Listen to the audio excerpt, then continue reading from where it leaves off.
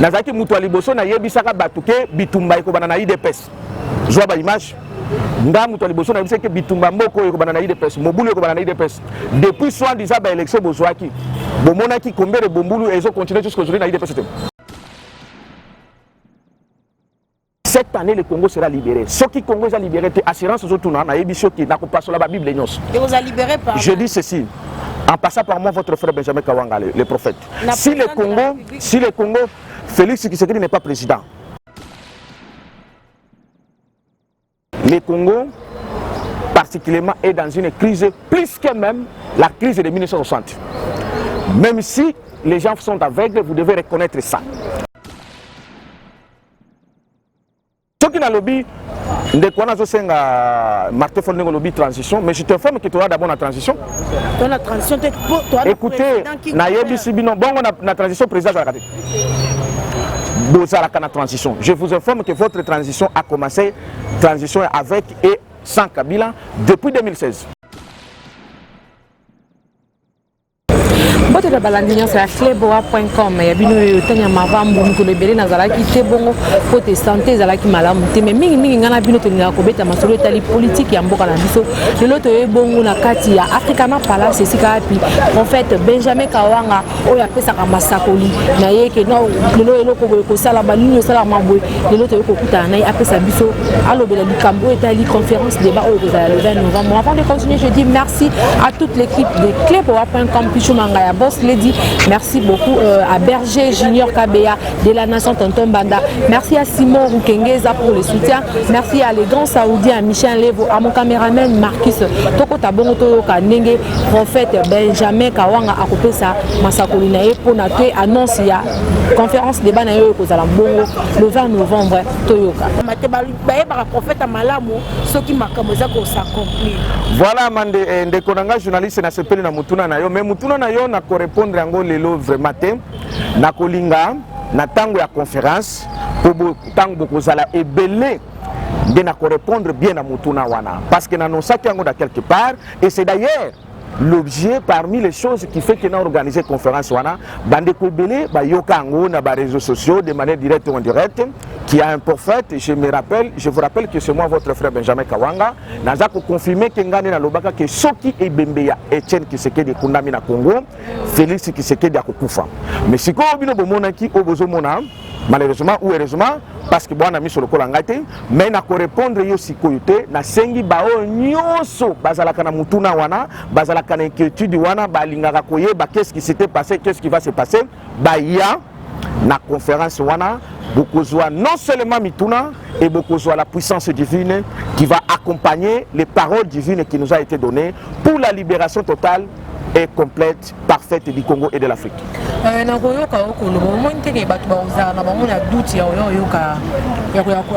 Assister à la conférence pour les gens déjà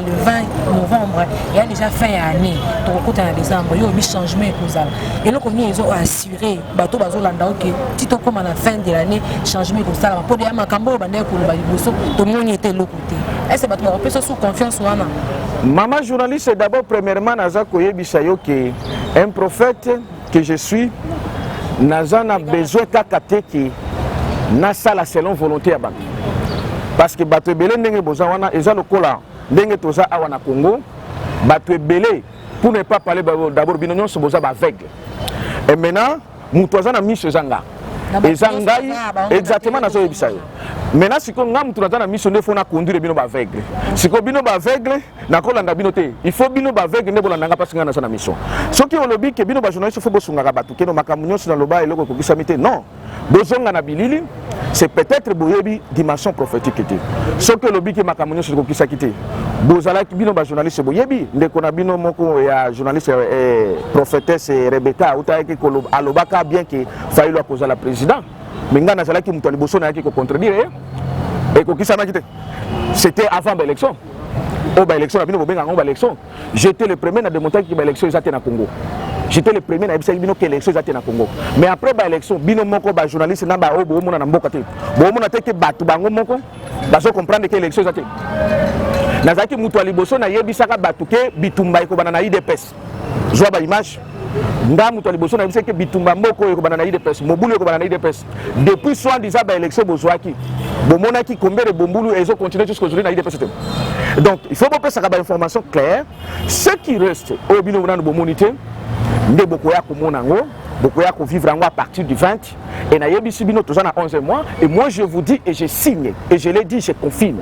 Cette année le Congo sera libéré. Ce qui Congo sera libéré, assurance autour na yebisi qui na ko passo la Bible nyos. Et vous a libéré par Je dis ceci. En passant par moi, votre frère Benjamin Kawanga, le prophète. Si le Congo, Félix Tshisekedi n'est pas président. Mais c'est lui qui gouverne. Il n'est pas président. Moi, je vous dis ce que je connais. Les prophètes, ils ne vous parlent pas selon Bino, nous allons parler selon le ciel. Et donc, Congo, il faut la libérer cette année.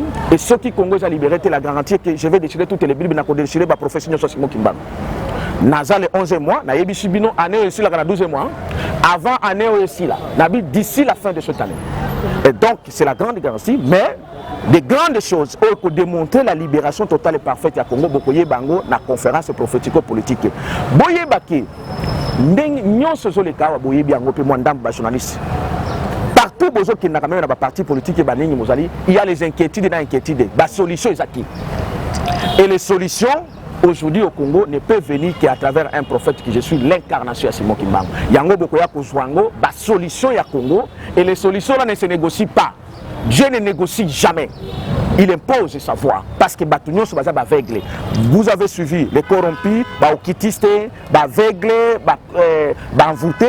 Maintenant, Dieu a suscité parmi vous un prophète pour qu'il vienne libérer son peuple. Parce que je vais vous dire ceci, ceux qui besoin Kanisake Congo, d'abord Congo est à la case jusqu'aujourd'hui colonisé. Le Congo est colonisé et l'Afrique est tout entière. Et donc ce sont les choses, voilà pourquoi le thème de la conférence est intitulé Nini, l'origine des souffrances des Congolais et des Africains. Et donc non seulement que le Congo sera libéré, et ensuite que l'Afrique sera libérée à travers ce que nous allons déclencher. Voilà pourquoi nous avons choisi un endroit qui s'appelle Africana Palace. L'Afrique est là. Et le Congo, c'est la gâchette. Et donc nous allons déclencher le démarrage de la libération totale et parfaite du Congo, comme l'avait promis le prophète Simon Kimbangu. L'indépendance spirituelle et économique du Congo et de l'Afrique doit être maintenant déclenchée à partir de ce 20 là. Par rapport vraiment il y a objectif il y a conférence débat oui, et bandeko nyonso, ba journalistes que vous êtes, ba politiciens ou ba pasteurs que vous êtes, les Congolais, les étudiants ou les étudiantes, et surtout aussi les professeurs qui sont, vous devez maintenir ceci, les constants, que même vous pouvez les constater, le Congo particulièrement est dans une crise, plus que même la crise de 1960. Même si les gens sont aveugles, vous devez reconnaître ça. Le Congo est dans une crise qui dépasse même la crise de 1960. Maintenant, la solution au Congo, en dehors du Congo, l'Afrique aussi est dans la même crise. Aujourd'hui, Dieu a suscité un prophète qui vient vous donner et donner des solutions divinement par là. Et là, pour maintenir ce qui va se passer dans la conférence, c'est l'accomplissement de toutes les paroles que Dieu avait parlé. Il avait promis toutes les promesses divines pour le Congo et pour l'Afrique. Donc c'est l'accomplissement. Et les Kolobanini, Binonyo Sunne Bozawana Bolobaka, Congo, Mboka na Bilaka, Mboka ya Bilaka. Mais si vous faites le Bilaka, wana ezalabi eko kisama. Binonyo so bisonyo totoloka, Congo Mboka Bilaka. Afrique Mboka Bilaka.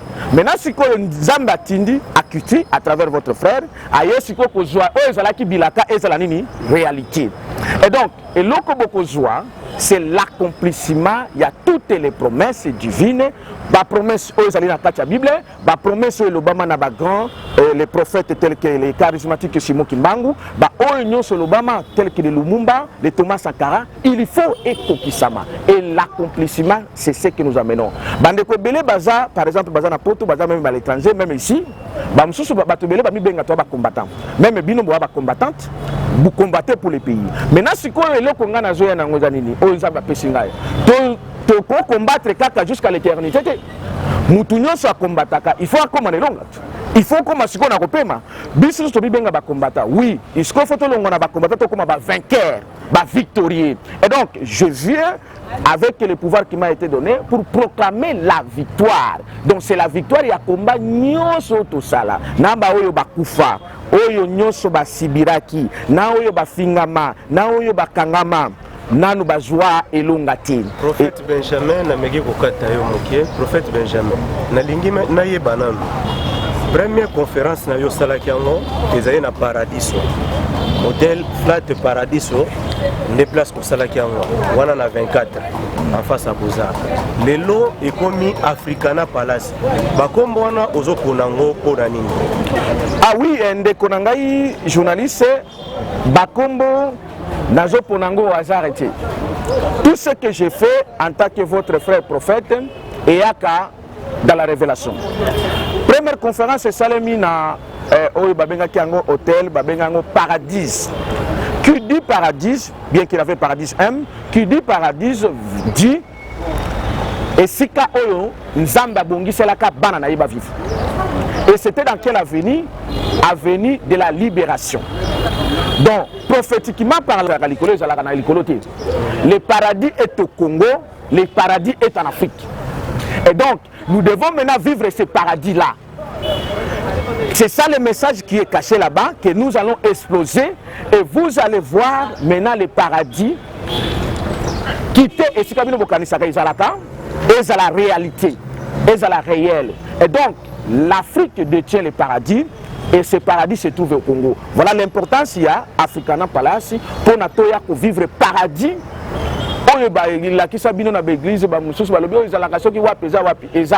Le paradis est ici. Bandeko batuna kinga olobaki na émission moko de salaki ke Jésus azali moto mwindo. Jésus ba ebisinga so azali moto mwindo azalaki ya mboka nini. Soki Congo te Cameroun préciser bango azalaki ya mboka nini. Bon, premièrement, bon, ce sont des... Naza ko confirmer que Jésus n'a jamais été blanc. Comme Bakosa Kibino, Jésus n'a jamais été blanc. Mais parce que c'est parmi les grandes choses que nous allons démontrer dans la conférence. Jésus-Christ, le Christ, d'abord, d'abord Jésus, d'abord Adam et Ève, qui sont noirs. Et donc, comprenez la suite. Il y a des choses là-bas dans l'église catholique qui va le côté. D'ailleurs, on a tenu une conférence le 17. Mais compte tenu catholique et les autres bondissés, ça les babiloko na bango ba sala na stade yango to reporter en totiango le 20. Et donc Jésus-Christ, le Christ, le premier homme créé sur la terre, c'est Adam. Il était noir. Allez-y comprendre. Il y a 18 mois, et Sengeli était FCC, Cash, Lamuka, Bassangan ensemble, tout qui est en transition, mais on a des mboko kota na mbongwana, yo pour le bisu na décembre, mboko ko zala libéré, la moniette, aux autres qui ne sika mona Martin Fayulu. Non, non, non, non, non, pardon, parce que dès qu'on a vu Martin Fayulu, Aza prophète. Aza un homme comme tout autre. Et d'ailleurs, je vous informe que Nassina Lobana Bandekogno, j'affirme que la classe politique au Bozomona, congolaise et africaine, n'a aucune solution au Congo et en Afrique. Et ça, FCC, ça cache. Nous sommes on est dans la solution. La classe politique, on est dans la solution. C'est pourquoi moi, je fais partie des mouvements citoyens qu'on appelle Debout Congolais Génération Consciente. C'est pas pourquoi Génération Consciente, parce que cette génération-là a failli. Et donc, nous amenons la 4e génération, celle qui avait prophétisé Simo Kimbango, et non la classe politique Nabinouana. Ceux qui n'ont lobby, Martin Fondeng lobby transition, mais je t'informe que tu auras d'abord la transition. La transition, écoutez, la transition président